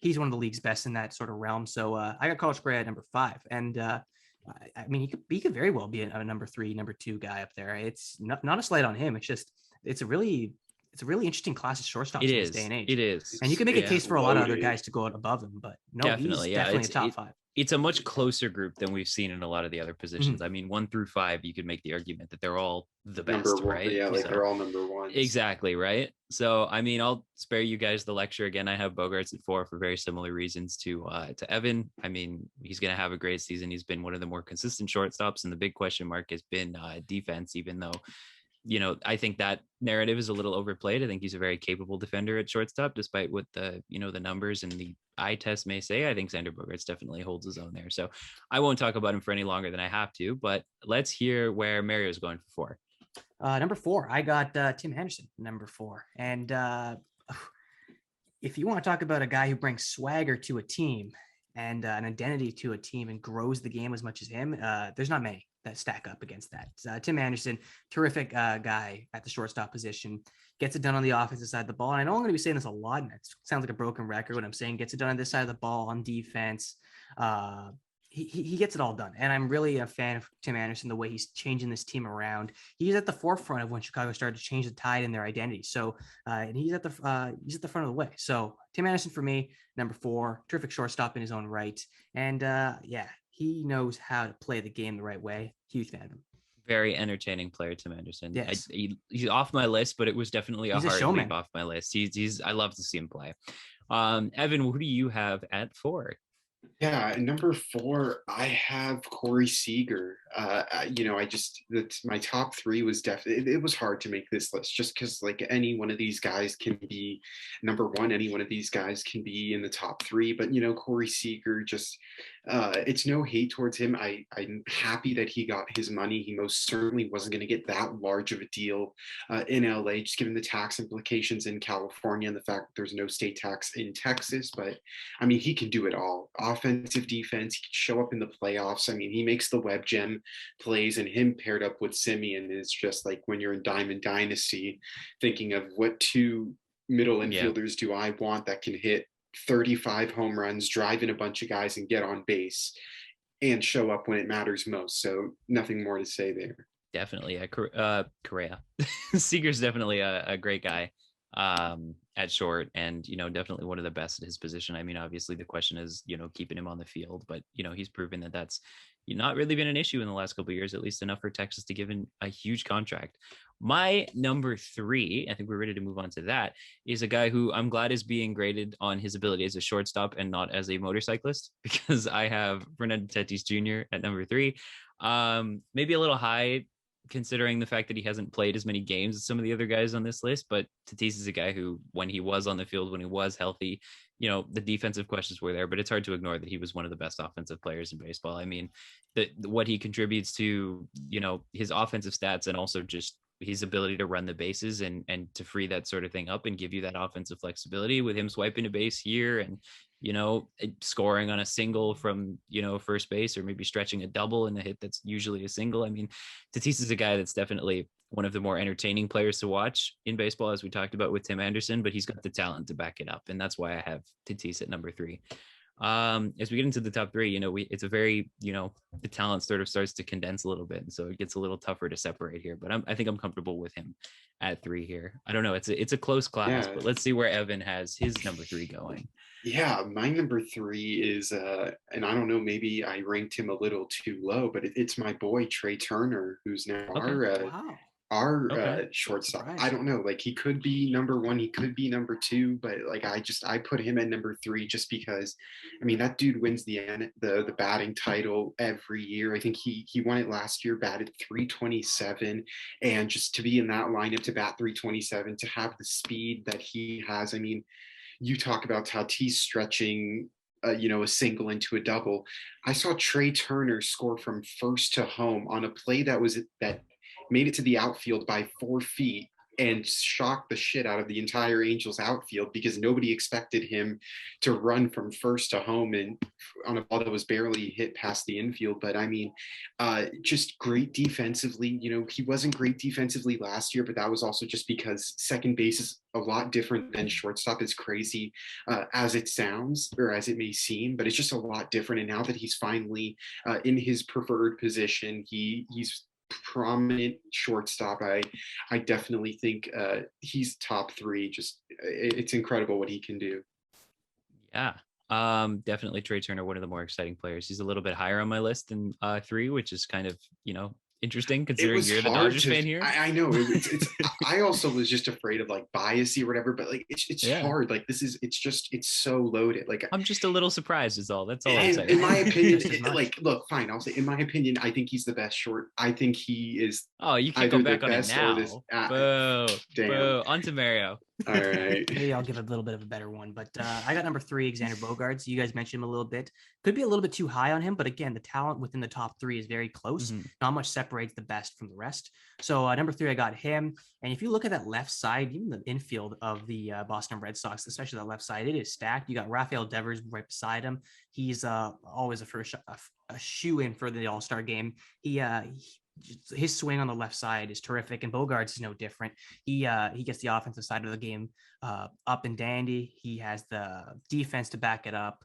And I think he's a little bit closer to a power bat than some other shortstops on this list. I know he's not a proven power bat like Carlos Correa was, and continues to be, but he's around that area. And his walk to strikeout ratio is not too bad either, which is something that is a hit or miss with shortstop. So I got Xander Bogaerts at number 3. Again, talent is very slim in that position, so he could slot in 5, 4, but I got him 3. He can even be number 1 on some people's list if they want to go and so choose that way. But him in the trio spot. Definitely, yeah. I mean, I won't, lecture for a long time either about this one, but Trey Turner is my number 2. Very close to where Evan had him ranked, but yeah, I wasn't really ready to put him necessarily at number 1. There was a point in the middle, or I would say around last season, where I thought that he might have been making that case. As the year sort of came to an end, I sort of, regained my consciousness and decided that my top ranked first baseman was my top ranked first baseman. But Trey Turner is a guy who absolutely skyrocketed in my rankings last year, and just the kind of player that brings everything to a baseball game. I mean, I don't think I really appreciated Trey Turner during his time in Washington. I mean, definitely the move to LA helped me, sort of realize who Trey Turner was. And it definitely was, in effect, a little bit of him breaking out of his, I don't want to say his shell, but definitely coming into his own a little bit in terms of his production. And Trey Turner is a guy who, if he can keep this up, he's going to be one of baseball's best players. And to put him at number 2 in such a stacked position like shortstop is, I think, a very, significant compliment for a player like him. Yeah. Let's go to the unloyal Dodgers fan who didn't like Trey Turner enough to put him at 2. Who did you put it to, though? I mean, now Dodger fans might come after me and my family because I put Carlos Correa at number 2 on my list. Look, I mean, yes, it's hard. Literally 1 through 3, you could pick out of a bag, and whichever one you pick is going to be number 1. I just took Carlos Correa because he can do it all in the playoffs. I mean, elite defensively and offensively. I mean, the Minnesota Twins got a great shortstop that will probably only be there for a cup of coffee. But I mean, there's a reason why he's now the highest paid infielder in baseball history at $35.1 million, $100,000 more than Rendon. But it's hard. It's hard, but he does it all for them. He can hit 40 home runs, 100 RBIs, and he can make a web gem here and there. Definitely, yeah. We live in a weird world where the Astro, or the former Astro rather, goes before the Dodger. And from Evan Davis, nonetheless, it is. Just wait. He'll tell you he has Tatis at number 1, and everything's just going to blow up. Oh crap! The times they are changing. That's for sure.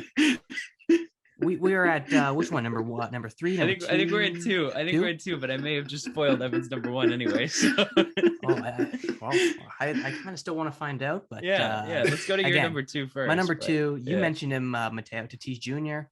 Yes, I'm hoping his baseball career is a lot better than his motorcycle career, because that is, I guess, a train wreck, if you want to put it that way. But no, which one? You want to talk about guys, and you mentioned Trey Turner, a guy coming out of his shell on the baseball side of the field. You want to talk about a guy coming out of his shell just on a full standpoint is Tatis Jr. He is the face. You could label him very closely as the face of the MLB if you wanted to. They really pump the gas on advertising him, his game. He put San Diego Padres in more recent years on a map, not to take against Tony Gwynn. He's the guy who probably put them on the map. But recently, when he's the guy who got them out of that sort of those ugly jerseys that they wore. Those I don't even know what blue. I love those jerseys. I really didn't. I think you're the only one who liked them, Evan. Yeah, it was gray and some weird blue. I have those ones. There. Oh, never mind. No. The new ones are great, but it's. I thought he was talking about those. Oh God, not those blue ones. Those were ugly. It went with this hat. Yeah, it's my work hat, all dirty. Put it away. No, he's the guy who transitioned prime them. Will Myers. Yeah. He's the guy who transitioned them from those stages to what they are now. And not that you could argue if you want if they're in a better place right now, but Fernando Tatis Jr. is the guy who's bringing them to that sort of direction. And his defense is He makes a lot of web gems. I'm not going to say he's the most reliable guy on the defensive end because there's a lot of other shortstops in the league that can get it done much better. But on the offensive side, there's no better showman. There's no better guy who's consistently offensive than Tatis Jr. I just want to see a little bit more maturity out of him. I know he's young, and we've had this discussion before in respect to the Padres manager. I believe they brought in Bob Melvin to try to change the tide. I think he's going to have a stronger voice in the room, so maybe that rubs on to Tatis a little bit. But when you're looking on an on-field perspective and even on the face of the game, Tatis Jr. is definitely the face of the game, if not Shohei Ohtani, the younger guys here. But no, offensively and defensively, he's very capable.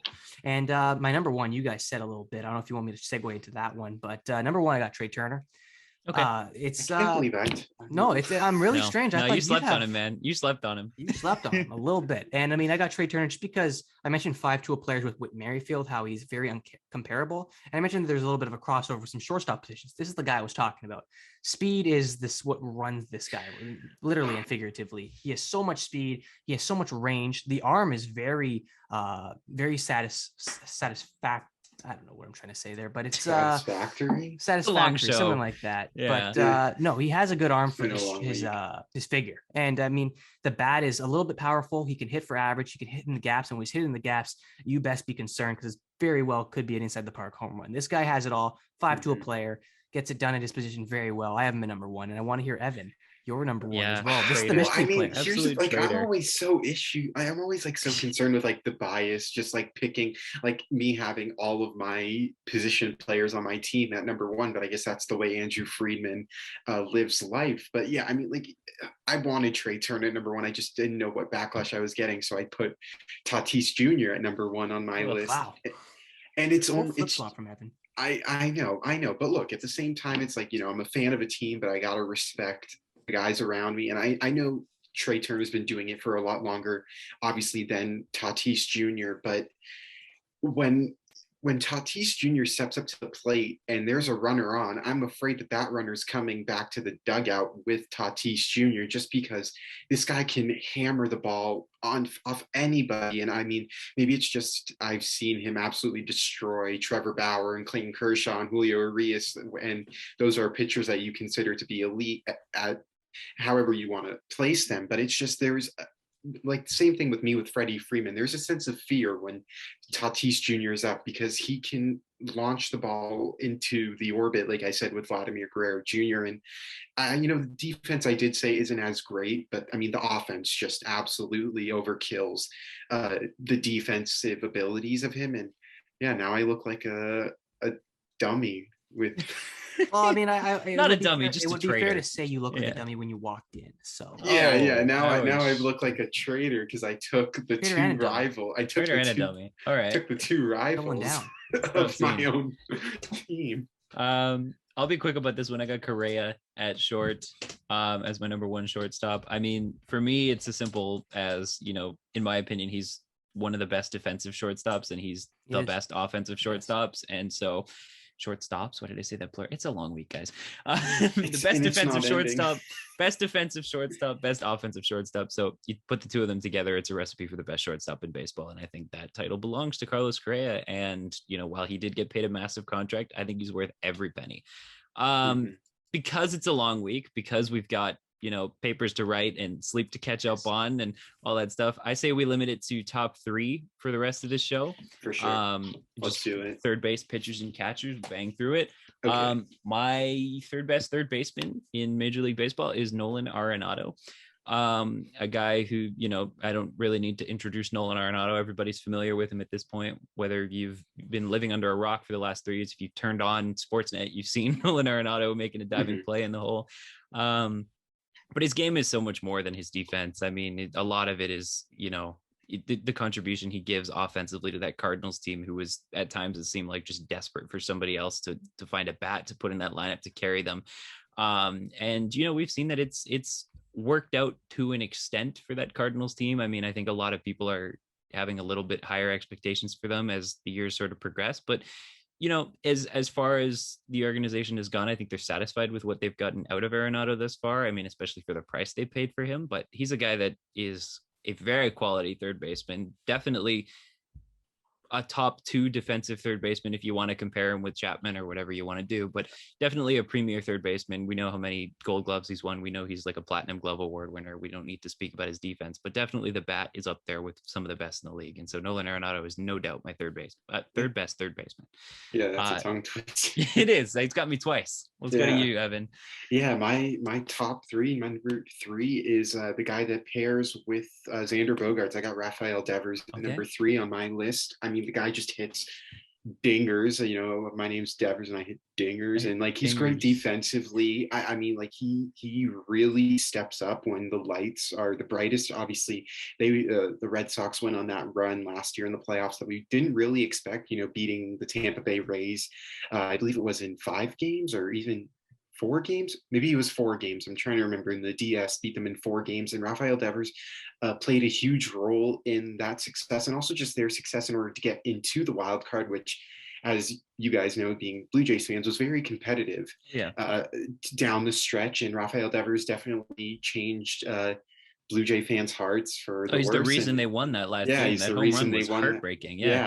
Against the Nationals. And that was Rafael Devers, who had a 3-run bomb in the top of the 9th inning. So I have him at number 3 on my list. Yeah. Mario, where'd you go for 3? 3, I got Alex Bregman. And he's a guy who kind of maybe flies under the radar a little bit. He does use that porch in left field to his advantage in Houston, but he uses the trash can in the dugout too. Oh, don't try to switch up now. You were a Correa fan like 2 minutes ago. Let's no. Come on. Alex Bregman, what can you say about him? He has a great defensive prowess, much like a lot of these third basemen do. A lot of the third basemen on the list that I'm sure we're going to have are honestly very strong defensively, and offensively he has a lot of power as well. So he can get it done with the long ball. He can find the gaps, and there's rare gaps in Houston because usually just fly out of the ballpark, but he can find the gaps even on the road. So no, he's a tale of two games. He can play the offensive game, the defensive game. I have him at number 3, and that's Alex Bregman for me. LSU commit too, so you gotta love the LSU Tigers. Go Tigers! For sure. Here's a guy who didn't go to LSU but was already mentioned. Rafael Devers. I mean, what more is there to say? He broke my heart last year, but he's definitely one of the best third basemen in the league. And, you know, there's still defensive concerns, whether he's going to end up playing DH in a few years, as we talked about on the last show. I think we'll definitely have to see how that looks. But as of now, he's a third baseman. And, you know, I can ignore a little bit of the defensive miscues just because how good of an offensive player he is, especially for a lefty at Fenway Park, you know, having to contend with that, you know, what is it, like 380 out to straightaway right? And so it's, you know, a little bit more challenging for a guy like him to hit home runs in a park that wasn't necessarily geared for him to do that, but he makes it work, and he makes it work at a caliber that definitely puts him in the conversation with some of the league's best. Let's see, Mario, just to switch it up. Who's your number 2? Number 2, you said it already, and for the reasons that I don't think I can expand upon, is Nolan Arenado. He's pretty much interchangeable with 2 and 3. The defense, don't even have to mention it there. He wins the Gold Glove pretty much every year. So yeah, no need to cover that. I'll give you a big memory that I remember Nolan Arenado when he hit on Mother's Day, the cycle, which is a very rare thing for any player to do, especially from the third base position nonetheless, where the power bats are very scarce. It's usually a hit or miss. He definitely hit it, and he was hitting a lot that day. Very fond memory of Nolan Arenado, and he did it all in a poor Rockies team as well for a lot of his career. Now he's getting a lot of the bigger stage on the St. Louis Cardinals, and I'm really hoping he's one guy that I want to see get a ring. And I think a lot of people would say that as well, just because he deserves it. The defense that he puts on and the amount of web jams you see. And if you turn on your TV, you were right when you said that, Mateo. Any highlight of MLB has him in there, and it doesn't matter what part of the year it is, what team he's playing, he gets it done, and that's why I got him at number 2. And I'm interested to see, Evan, your number 2 as well. Yeah, no, my number 2 is Nolan Arenado. It's the hot hand. Say about him. I thought he was going to go a little underappreciated, to be honest. I'm kind of surprised. For all the reasons Mario said and more. I mean, I think this is just my opinion. I think he's the best defensive third baseman in the game. I mean, there's definitely an argument there with your guys' new third baseman and Matt Chapman. It's just I've seen more of Nolan Arenado, especially with the Colorado Rockies in that division. And I mean, also just as great as he is defensively, he's just as great offensively. And he's just an all-around player, and he's done it consistently for so long now. I mean, I can't remember the last time that Nolan Arenado wasn't great. And I mean, he was definitely a huge reason why that St. Louis Cardinals team went on that 17-game win streak. And I mean, I think that entire like infield won a Gold Glove. So I mean, they're great there. I mean, they got a nice future ahead. Yeah. I feel like this is going to be a popular one, but I don't necessarily want to speak for all of you guys. But my number one pick at third base is Jose Ramirez. Yeah, that's my I think number one. Yeah, all right. Speak for all of us. I'll speak for all of you guys. Yeah, just He's speak far for and all. away the best third baseman in baseball. I mean, he's on a struggling Cleveland team, and he's got suitors lining up around the block to try to trade for him. And for the looks of it right now, it seems like Cleveland's trying to work out a deal with him. But that's neither here nor there. Jose Ramirez is a guy who brings, he brings speed, he brings positional versatility, he brings, a fantastic offensive bat, and he's a guy that works in any lineup and can produce in a Cleveland lineup that honestly doesn't afford him any production. I know that we've been speaking about that a little bit this episode, but it's important to have a lot of talent around you, or else they're just going to pitch around you, and that doesn't seem to bother Jose Ramirez. He's got a very good eye at the strike zone. He knows how to make things work. He knows that a work counts, and he knows how to get on base. And Jose Ramirez is a very productive player, definitely, a perennial MVP candidate, and he's definitely the league's best third baseman. I think we can definitely all agree on that. There's nothing more to say. On to the next one. We're gonna do pitchers next, I guess, because who cares about catchers? We'll save them for last. And my third best pitcher in the league is a guy who just got paid like the best pitcher in the league, but it's Max Scherzer. And a lot of people might have him, 2 or even 1, but I think these top 3 guys it's a very tight race. And I think Max Scherzer is, he's definitely the oldest of the bunch that I have here, but he's also definitely the most experienced. And so if you want to talk about pedigree, then far and away Max Scherzer is the best that baseball has to offer. But as he starts to get older, I'm being a little bit speculative here, but as we get into next year, I can definitely see these 2 guys, if they haven't already dethroned him, I can definitely see these 2 guys being a consensus, 1 and 2 above him. That's for sure. And that's the only reason. It's not a knock on Max Scherzer. It's just there's great pitching talent in the league right now. Yeah. Let's go to Evan. Yeah, I just want to say, like, I know we were doing top 5 at first. I was to say I didn't even have Jacob deGrom in my top 5, so I don't know what you guys had, but I didn't put him in my top 5. So I mean, we could talk about it later if you don't have the time. But my third best, I'll explain later. I see the faces. My top 3 pitcher for number 3 is Walker Buehler. Definitely a guy who can win. Bias is back. I can. The bias is back. No deGrom, really? but we've got Walker Buehler. Okay. Really? All right. I'll get into Make the case. Make the case. I'll make the case right now. And it's the thing that I've been saying this entire show is that the best ability is availability. And right before we started, it's Jacob deGrom out again for a month with injury. I'm sorry. Like, he's just salty because he drafted him in fantasy and now he can't play. Though, because I had this before. I made this list well before the injury bug came out. But look, here's the thing. Like, I'll say Jacob deGrom is clearly the best talent at pitching, but in terms of top 5 right now, like, if he had an injury last year. I mean, he hasn't really been healthy. And the reason why I have Walker Buehler is because for how young he is, he's considered maybe one of the favorites to come away with the NL Cy Young this year, given, the backseat with Clayton Kershaw, and Julio Urias is definitely your great number 2, but Buehler's been clutch in the playoffs. I mean, he's been great in the regular season, went 16-4 last year in the regular season in 33 games started, but a 0.97 whip. I think that was among top 3 with pitching. Had 212 strikeouts and 207 innings. I just, for how young he is and how talented he is, and the fact that he's able to step up when the lights are brightest, and the fact that he's healthy for more than a month was the reason why I have him at number 3. Good stuff. Let's see where Mario goes there. I know there's going to be a little bit of debate with the fact that Jacob deGrom's off the list, but we'll see where you go with your number 3. I won't argue with that one for the sake of time, but number 3, I got Corbin Burns. He silently, and he came out of pretty much nowhere from Milwaukee, but silently he's put together terrific resumes off the mount. Strikeouts, walks, low walks, you name it. This guy can get it all done. The ERA is always low. He's the leader for the Milwaukee Brewers. He's going to be the leader for quite a while. So yeah, I got to go Burns. There's not much to say about him just because we don't know too much yet about him because, I mean, Milwaukee gets lost in the dust a lot in the MLB. So I'm really interested to see if he ever rolls into town. I think the Jays do play Milwaukee this year. So I really want to see, it could be in Milwaukee, but regardless, you're watching on TV. I want to see an up close look of Corbin Burns. So he's at number 3 for me, just because look at the analytics, you look at the success from him last season, the year prior. It's hard to go really against him, but Evan still finds a way. Yeah, Corbin Burns, my number 2 actually, and we'll just get into that then. But I think for me, it's really just the pitch selection that he has available. He's got the cutter, he's got the sinker, he doesn't throw anything straight, which is not always a very usually liked trait that you have in pitchers, but he's a guy that is always going to keep hitters on their toes because nothing comes, straight out of the hand and comes straight. There's the concept of tunneling and everything looks like it's going to be a fastball down the middle, but the way Burns throws is you're always going to get something bearing in. You're always going to get something cutting out. He's just a, masterclass kind of level pitcher, the exact guy that everybody sort of aspires to be. And in my mind is a very solid number 2 pitcher in all of baseball, especially after the season he had last year. We'll go to Evan now for his number 2.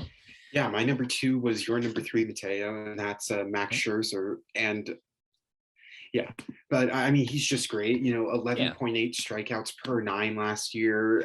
The Dodgers were 10-0 in the games that he started for them. He was great. Definitely dipped a little as the season progressed into the postseason. I think a lot of it does have to do with the way that Dave Roberts played him. I thought some of the moves that he made didn't put Scherzer in the best position to succeed, and it seemed pretty evident. But I mean, just the fact that he was striking out at a ridiculous rate. I think like 3 of his first 4 starts for us had 10 plus strikeouts, had 10 in that first start versus the Astros. And I mean, now the Mets don't have a 1-2 punch because the one is in Cabo now, but they have the 2. Yeah, they got the 2, that's for sure.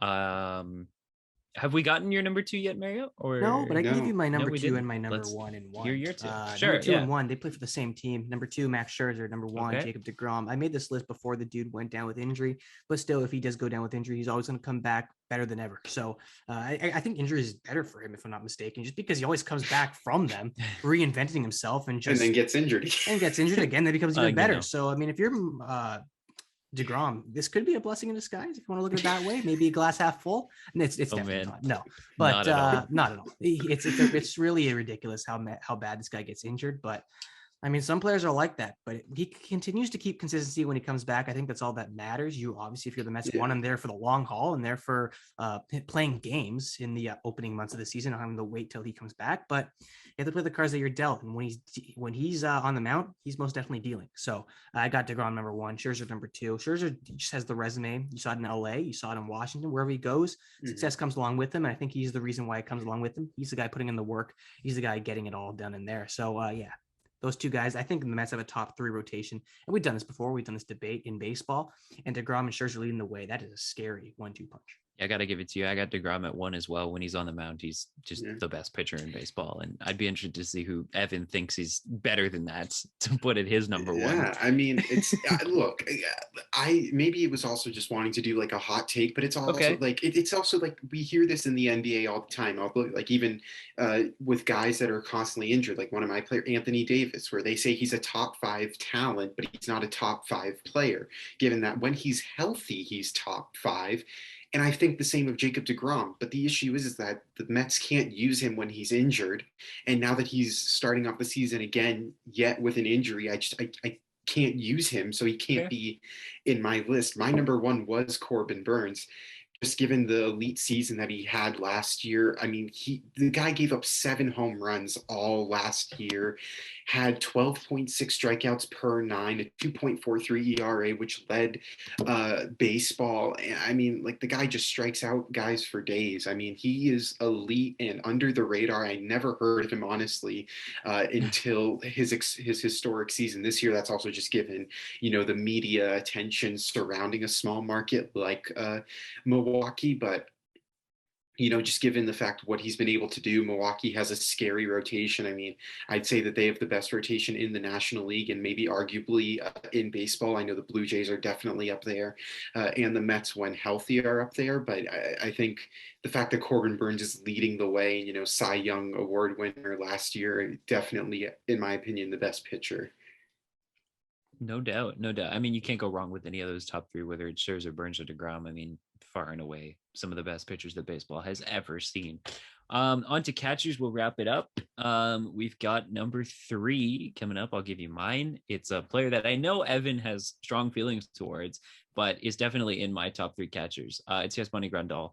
I mean, the stats aren't the prettiest, but he is much like another catcher who was on my top 5 list, Mike Zunino, is just the idea of the modern optimization of baseball. And he is, definitely a 3 true outcomes kind of hitter, home run, walk, strikeout kind of guy. But, it's kind of irrelevant because his production works out in ways that you don't typically see on the stat sheet. He's a guy that, is going to provide value greater than what you get from a lot of other catchers, but it's just not necessarily going to translate to the little, lower third graphic that you see on the top of the screen every time he comes up to hit. And so I feel like a lot of guys sleep on him for that reason. But Yasmani Grandal, one of the most productive catchers in the league, defensively and offensively, for a number of seasons now. I think he's solidly in the top 3, and I'll put him at 3 in my list.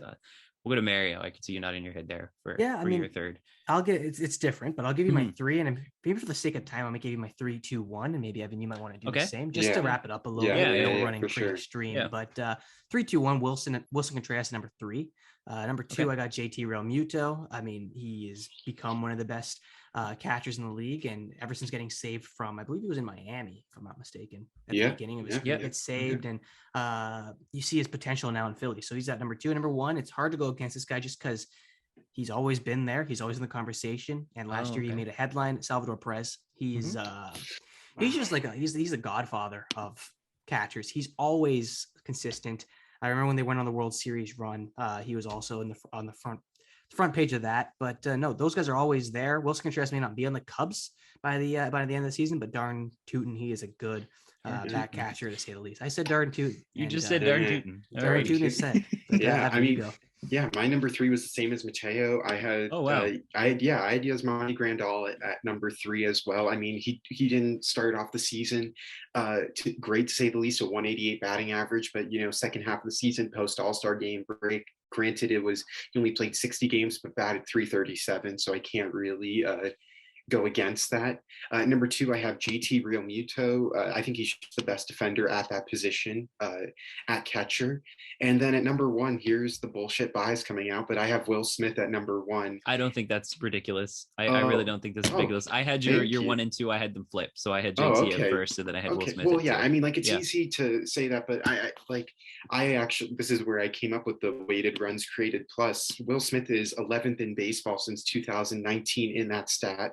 And that is well and beyond being the first catcher. I think yes, Salvador Perez hit 48 home runs, which you can't deny as being one of the most powerful catchers, but Will Smith hit 25 home runs. He batted 258, and just drives in runs like crazy. And he's also, like, I evaluate my guys, he's really clutch, or not really clutch, but he shows up when it matters most, shows up in the postseason, had that huge home run off Will Smith against the Atlanta Braves that helped us prolong that series, had the RBIs in Game 7, I think he hit 5 for 5 in that wild card game, also against the Padres, only catcher to ever do that in MLB history. But, defense, or what is it called? Like, getting defensively, he wasn't as great as he would have liked to be probably last season. Definitely picked it, or 2 seasons ago, in that shortened season, definitely picked it up. I think he led the league last year in caught stealing. So he's just, in my eyes, the best catcher in baseball. And he's just entering his prime. Yeah, and definitely when they brought him up, I'm pretty sure the Dodgers thought he was going to be primarily a defensive catcher. And so when they saw the kind of bat that they got out of Will Smith, I'm sure it was a very pleasant surprise. And he's not done just yet. I mean, one of the younger catchers on our list for sure. He's got a lot of room to grow. And I expect to see Will Smith at the top of this list very soon. So I don't think it's ridiculous that you had him at your number 1. Yeah. Okay. With that said, I mean, it's been a very long show, but I mean, we've had some very good discussions about the top players in baseball, and thanks for sticking with us this far. If you've made it this far into the video, and hopefully we'll see you soon. I guess that's it for Breaking News Bears on Dynasty Sports Network. Check us out, dynastysportsnetwork.ca. Yes. .ca. I'm tired. See you guys later. Take care.